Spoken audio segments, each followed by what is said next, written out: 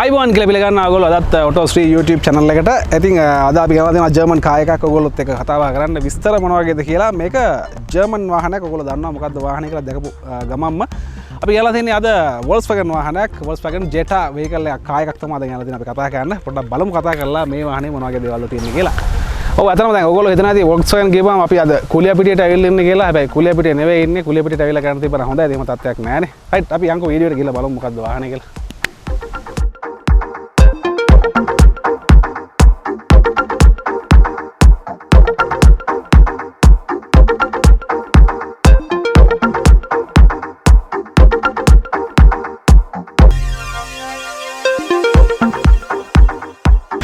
Volkswagen පටන් ගන්නවා 1937 අවුරුද්දේ ජර්මනි වල මේක ජර්මන් කාර් එකක්.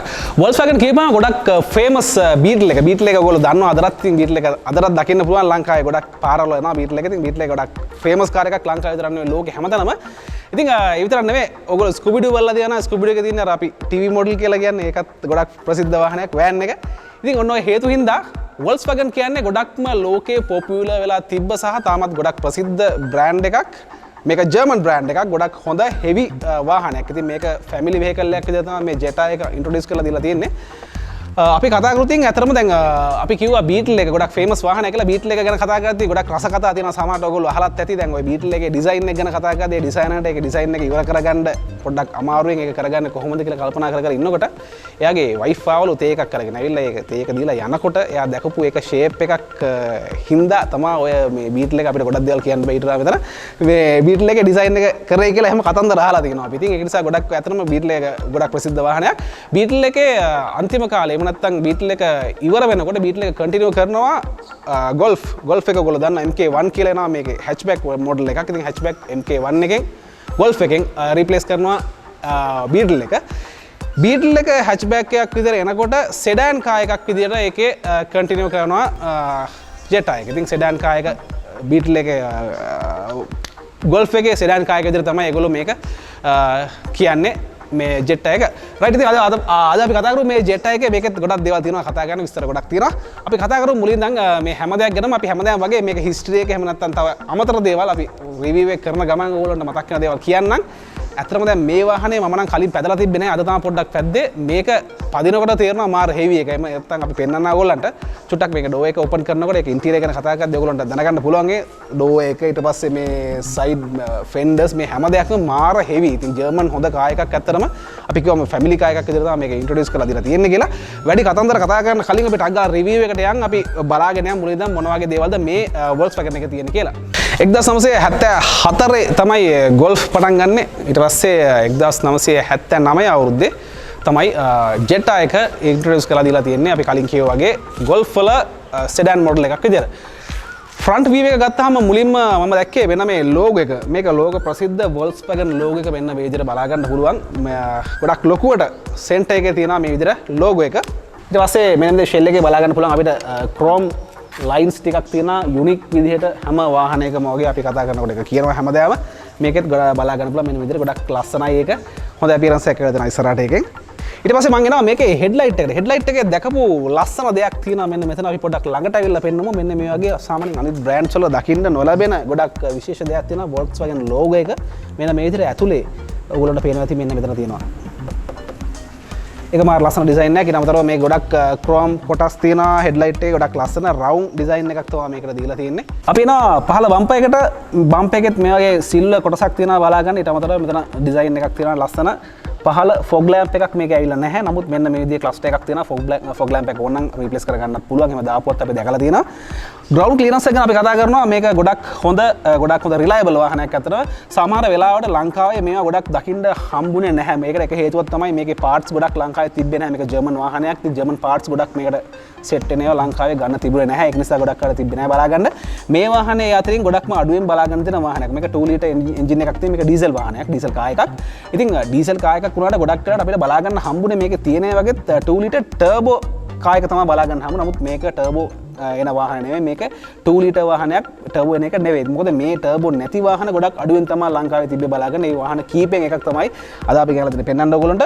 අපි කතා කරන්න හැදුවේ මේකේ ග්‍රවුන්ඩ් ක්ලියරන්ස් එක ගැන. ඉතින් ගොඩක් ලංකාවේ පාවිච්චියට අපි හැමදාම කියනවා වගේ ග්‍රවුන්ඩ් ක්ලියරන්ස් එක ගොඩක් වටිනවා. ඉතින් මේකේ මිලිමීටර් 159ක හොඳ ග්‍රවුන්ඩ් ක්ලියරන්ස් එකක් තියෙනවා. හොඳ වාහනයක් ඕන තරක යන්න පුළුවන්. උස හොඳට දෙන වාහනයක්. මේක සිග්නල් ලයිට් එක ඇවිල්ලා තියෙන්නේ මෙන්න පහළට. ඒකත් පොඩ්ඩක් කියන්නම් මේත් එක මෙන්න මේ වගේ පොඩ්ඩක් වෙනස් විදිහේ ඩිසයින් එකක් තමයි තියෙන්නේ. මේකේ සිග්නල් ලයිට් එක, ටර්නින් ලයිට් එක මෙන්න මෙතෙන්ට තමයි ඇවිල්ලා තියෙන්නේ. මේකේ ඩිසයින් එක කන්ටිනියු කරනවා නමුත් මේ දිගටම ලයිට් එක මෙන්න මේ කොටසේ බලා ගන්න පුළුවන්.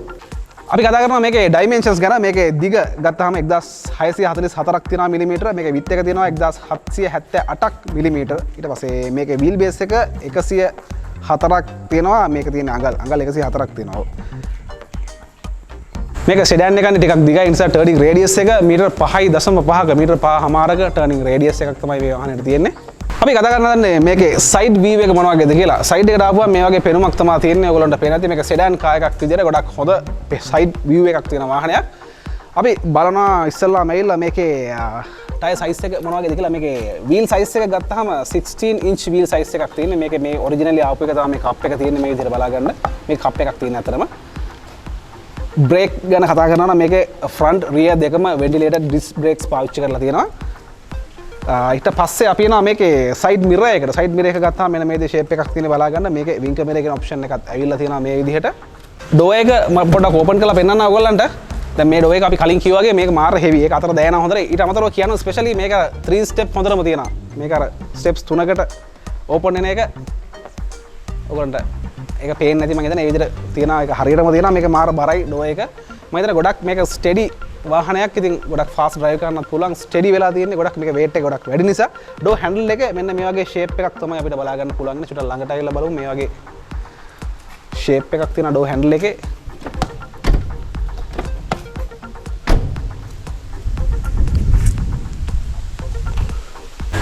මේක weight එක කිලෝ 1930ක් තියෙනවා. ඉතින් ගොඩක් ලොකු ගොඩක් weight එකක් තියෙන වාහනයක්. ඉතින් ඒක නිසා තමයි අපි කලින් කිව්වා වගේ මේක ගොඩක් ස්ටෙඩි වෙලා තියෙන්නේ.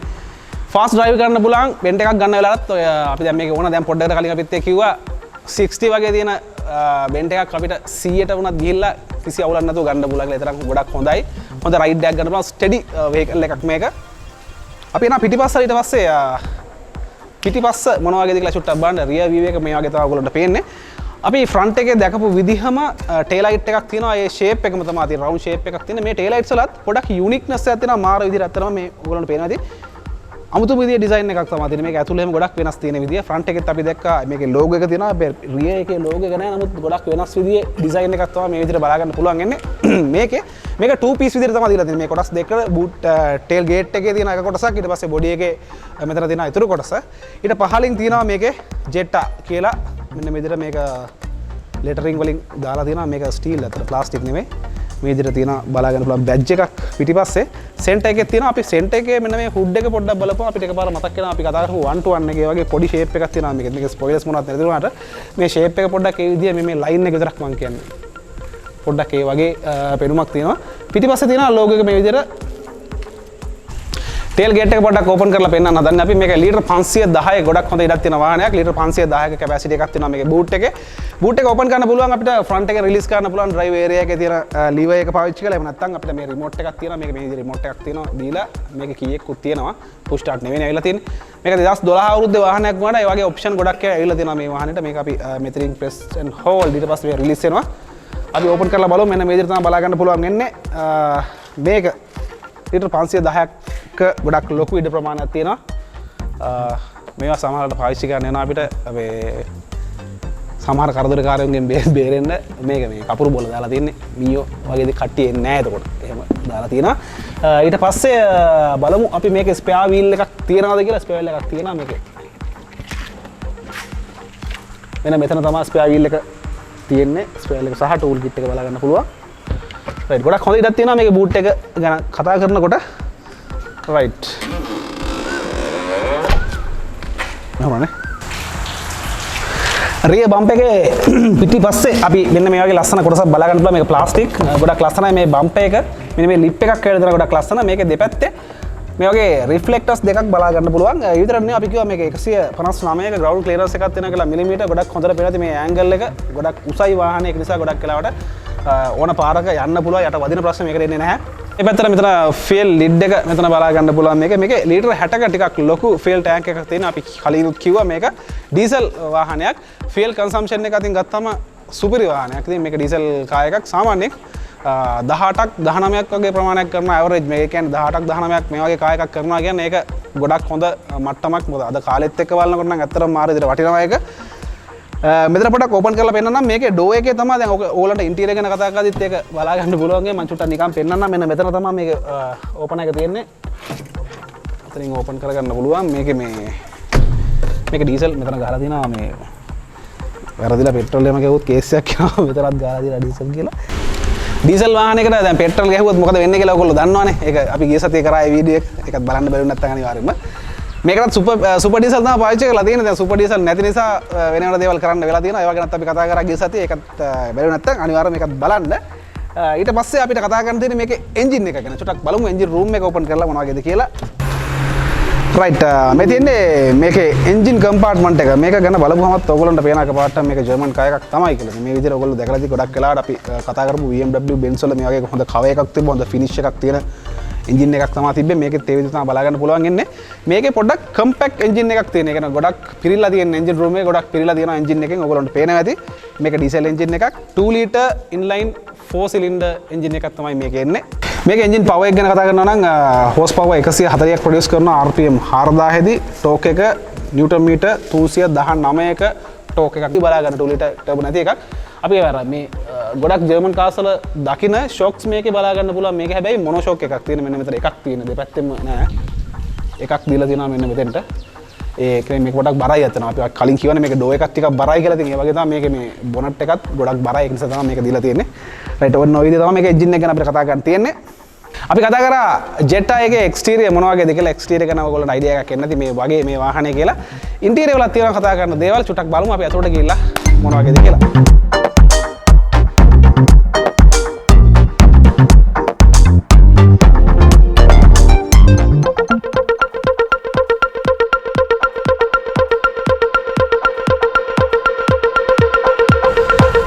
රයිට් අපි ඉන්ටීරියර් ගැන තමයි කතා කරන්න දන්නේ. මේ ඇත්තටම දැන් අපිට Volkswagen එකක් ගන්න තිබ්බ ඒ දවස්වල මේක කුලිය පිටියේ හැදුවා නම් කුලිය පිටියේ මේක හදන්න ගියා. හදන්න බැරි වුණා. ඒක මුල් ගාලා තියලා ඔක්කොම කරලා තිබ්බ. ඇත්තටම ඒ දවස්වල කුලිය පිටියේ මේක හදලා තිබ්බා නම් අපිට අද පිටරටින් වාහන එනකන් ඉන්න වෙන්නේ නැහැ. Volkswagen එක කරන් පදින්න තිබ්බ ලස්සනට. ඉතින් ඒක අපි දන්නේ නැහැ ඇයි මේක නැවතුනේ කියලා. රයිට් අපි කතා කරන්න දන්නේ මේ ඉන්ටීරියර් ගැන. මම චුට්ටක් ඇතුළට නැගලාම ඉන්න. රයිට් මුලින්ම කියන්න ඕනේ දැන් ගොඩක් හෙවි වෙහිකල් එකක් මේක. ඉතින් ඒක නිසා ඒක ගොඩක් අතර දැනෙනවා වාහනේ ඩෝ එක ඕපන් කරනකොට. මේක ජර්මන් කාර් එකක්. ඒ ජර්මන් කියන බිල්ඩ් ක්වොලිටි එක ගොඩක් හොඳට තියෙනවා කියලා අපිට කියන්න පුළුවන්. අතර මේක නැග්ගාමත් ගොඩක් හොඳට ඒක දැනෙනවා. අපි පටන් ගමු කතා කරන්න මේකේ ඩෝ එකෙන්. මේ කොටස ප්ලාස්ටික් සහ ෆැබ්‍රික් වලින් තමයි කරලා තියෙන්නේ. මෙතන තියෙන පොඩ්ඩක් වෙනස් විදිහේ ට්‍රිම් ලයින් එකක්. ඩෝ හැන්ඩල් එක ගැන ස්පෙෂලි කියන්න ඕනේ. මේක ස්ටීල් වලින්ම කරපු ඩෝ හැන්ඩල් එකක් තමයි මෙන්න මෙතන තියෙන්නේ. ඒක දැනෙනවා පොඩ්ඩක් අතරත් මෙහෙම කරලා බලනකොට. සෙන්ටර් ලොක් ඇක්සස් කරන්න පුළුවන්. මෙතනින් ස්පීකර් එකක් තියෙනවා. මෙතන තියෙනවා මේ විදිහට කන්ට්‍රෝලර්ස් ටික ඇවිල්ලා ෂටර් කන්ට්‍රෝලර්ස් තියෙනවා. ඊට අමතරව මෙතන තියෙනවා මේ පවර් මිරර් කියන ඔප්ෂන් එක මෙතනින් ඇක්සස් කරනවා. ඊට අමතරව මෙන්න මෙතන තියෙනවා ඩීෆෝගර් රියර් ඩීෆෝගර් එක ඇක්සස් කරන්න තියෙන්නේ මෙන්න මෙතන. ඔයගොල්ලන්ට පේන ඇති මෙතන මෙන්ෂන් කරලා තියෙනවා ඒක. මේක මේ විදිහට ඉස්සරහට දාගත්තාම පිටිපස්සේ ග්ලාස් එක හීට් වෙනවා. ඊට පස්සේ එතන තියෙන මිස්ට් එක අයින් වෙනවා. ඒක අපිට පාවිච්චි කරන්න ඇක්සස් කරන්න පුළුවන්. මෙන්න මෙතන මේ නොබ් එක පාවිච්චි කරලා. normally මෙතෙන්ට තමයි හැම වාහනයකම වගේ කන්ට්‍රෝලර්ස් ටික එන්නේ. ඒකත් මේකේ බලා ගන්න පුළුවන් ඒ විදිහටම. මෙතන තියෙනවා වූෆර් එකක්. මෙතන ස්පීකර්ස් දෙකක් තියෙනවා මේ ඩෝ එකේ. මෙතන තියෙනවා පොඩි ස්පීකර් එකක්. මෙතන වූෆර් එකක් තියෙනවා. ඇත්තටම ඕවරෝල් ගත්තාම මේ ඩෝ පැනල් එක ගත්තාම මේක ඇත්තටම මේක විතරක් බලද්දිත් මාර ක්වොලිටි එකක් තියෙන එක විශේෂයෙන්ම කියන්න ඕනේ. මේක ජර්මන් කාර් එකක් කියලා හොඳට දැනෙනවා. ඇත්තටම මේක අල්ලලා බලද්දිත් ඒක හොඳට දැනෙනවා. ඒක මාරයි. මෙතන තියෙනවා ලයිට් එකක් දීලා අපි කතා කරොත් මේකේ ඩෝ බින් එක ගැන. ඩෝ බින් එකත් ප්‍රමාණයෙන් ගොඩක් විශාලයි. ගොඩක් ලොකු ඩෝ බින් එකක් තියෙනවා. බොටල් එකක් තියෙනවා. ඒක බොටල් එක ඊට පස්සේ තව කප්ස් මාරේ වුණනම් ඒකට ඒ ටිකත් මේකේ දාගන්න ඉඩ තියෙනවා. හොඳට ඉඩ තියෙනවා. මෙතන තමයි තියෙන්නේ මේකේ ෆියල් ලිඩ් එක ඕපන් කරන්න මෙන්න මේ ලිවර් එක පාවිච්චි කරලා මේ බටන් එක කියන්නේ ලිවර් එකක්. මේක පාවිච්චි කරලා බලන්න අපිට ෆියල් ලිඩ් එක ඕපන් කරගන්න. ඩෝ එක ගැන කතා කරද්දී අපිට ඔය ටික තමයි කතා කරන්න තියෙන්නේ. ඊට පස්සේ අපි යනවා මේක ඇතුළට පොඩ්ඩක් මොනවා වගේද කියලා බලන්න. මම පොඩ්ඩක් කී එක පෙන්නන්නම් ඔයගොල්ලන්ට.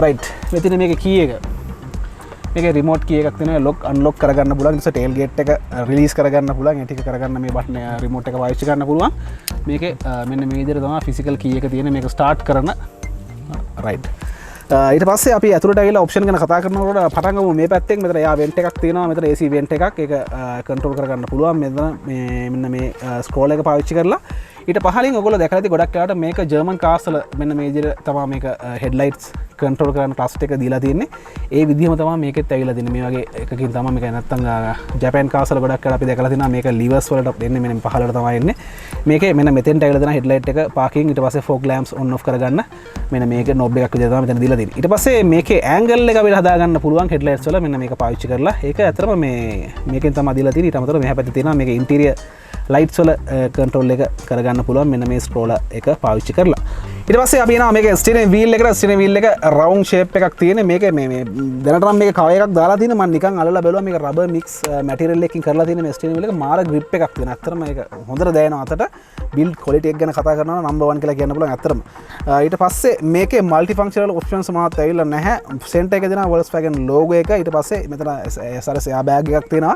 සේෆ්ටි එක ගැන කතා කරනවා නම් මේක අපි කිව්වා 2012 අවුරුද්දේ වාහනයක් කියලා 2012 අවුරුද්දේ Jetta එකක් මේකේ ඔයගොල්ලෝ හිතන්නේ එයා බෑග්ස් කීයක් ඇද්ද මේකේ රයිට් පුළුවන් නම් ඔහොම ගිහලා කමෙන්ට් සෙක්ෂන් එකේ කමෙන්ට් එකක් දාන්න බෑ එයා බෑග්ස් මේකේ කීයක් ඇද්ද කියලා රයිට් ඒක අපි කියන්න අන්තිමට ඊට පස්සේ අපි එනවා පහළට ස්ටියරින් වීල් එකෙන් මෙන්න මෙතන ලිවර්ස් දෙකක් තියෙනවා බලා ගන්න පුළුවන් අපිට මේ වයිපර් කන්ට්‍රෝල් සහ ඊට පස්සේ මෙතනින් පුළුවන් අපිට ලයිට් සිගනල් ලයිට් කන්ට්‍රෝල් කරන්න පුළුවන් මේක පාවිච්චි කරලා ඊට පස්සේ අපි එනවා මේකේ ගේජ් ක්ලස්ටර් එකට අපි එනකොට ගොඩක් ලස්සන ක්ලාසික් පෙනුමක් තියෙන ගේජ් එකක් තමයි බලා ගන්න පුළුවන් මෙන්න මේ විදිහට මේකේ හැම එකක්ම ෂේප්ස් එක මේ යන්නේ රවුන්ඩ් ෂේප්ස් එක කියන්නේ අතන මට ෆ්‍රන්ට් එකේ අපි දැකපු හෙඩ්ලයිට්ස් වලට සෙට් වෙන විදිහට මේක Volkswagen logo එකේ ඉඳන් තියෙන රවුන්ඩ් නේ ඉතින් ඒක නිසා මේ හැමතැනම මේක පාවිච්චි කරලා දෙන ගොඩක් ලස්සනට තීම් එක ඇවිල්ලා තියෙනවා ඩිසයින් එක ගැන කතා කරනකොට මේ විදිහට බලා ගන්න පුළුවන් අපිට RPM මීටර එක තියෙනවා මේ පැත්තෙන් ඊට පස්සේ ෆියල් ගේජ් එක සහ ටෙම්පරේචර් ගේජ් එක තියෙනවා සෙන්ටර් එකේ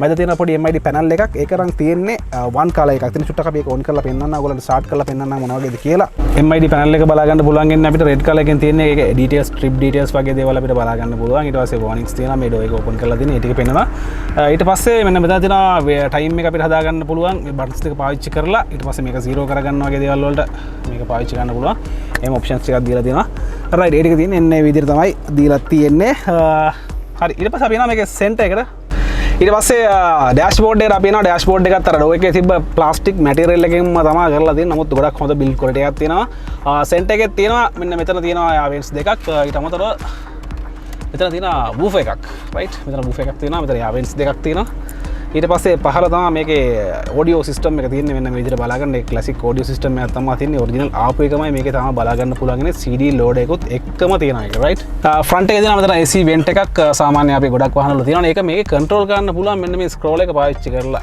ඔයගොල්ලන්ට පේනවා ඇති ඒක මෙතනින් වැදිලා මෙහාට එනවා මේක කන්ට්‍රෝල් කරන්න පුළුවන් මේක පාවිච්චි කරලා රයිට් ඊට පස්සේ අපි කතා කරගෙන හිටියේ සෙන්ටර් එකේ මෙන්න මේ කොටස මෙතන තියෙනවා මේකේ AC control panel එක තියෙන මෙන්න මෙතන බලා ගන්න පුළුවන් අපිට මේ විදිහට knobs ටිකක් තියෙනවා ගොඩක් ලේසියෙන් control කරන්න පුළුවන් අපි අර හැමදාම කියනවා වගේ මෙහෙම knobs ආවම ගොඩක් ලේසි access කරන්න මෙතන තියෙනවා පොඩි storage area එකක් මේක මෙන්න මේ විදිහට open කරගන්න සහ close කරගන්න පුළුවන් එතන තමයි මේකේ තියෙන්නේ 12 volt power outlet එකක් මෙන්න මෙතන බලා ගන්න පුළුවන් ඊට පස්සේ මෙතන ඇත්තටම ඇස්ට්‍රේ එකක් තමයි තියෙන්නේ. ගොඩක් ජර්මන් කාර්ස් වල ඇස්ට්‍රේස් ඇවිල්ලා තියෙනවා. මේකෙත් ඇස්ට්‍රේ එකක් තමයි මෙතන තියෙන්නේ. ඊට පස්සේ අපි මෙතෙන්ට මෙතන 5 speed manual transmission system එකක් තමයි මේ වාහනේ තියෙන්නේ. මේකේ automatic 5 speed automatic 6 speed අපිවත් තියෙනවා. නමුත් මේක 5 speed manual transmission system එකක් මේකේ තියෙන්නේ. මෙන්න මේ දේ තමයි ඒක බලා ගන්න පුළුවන් වෙන්නේ. මේ knob එකත් round shape එකක් තමයි තියෙන්නේ. ඔයගොල්ලන්ට පේන්නේ නැති මෙන්න මෙතන. මේකේ අර traction control විදිහට අලුත් වාහන වල වගේ ඇවිල්ලා නැති වුණාට මෙන්න මෙතනින් ඒක control කරන්න පුළුවන් බටන් එකක් අපිට දීලා තියෙනවා. ඊට අමතරව මෙතන තියෙන optional තව buttons තුනක් අපිට දාගන්න පුළුවන් දීලා. ඔය විදිහට තමයි තියෙන්නේ center එකේ. center console එක plastic තියෙන මේ විදිහටම ඊට පස්සේ hand brake එක සාමාන්‍ය conventional hand brake එකක් තියෙනවා.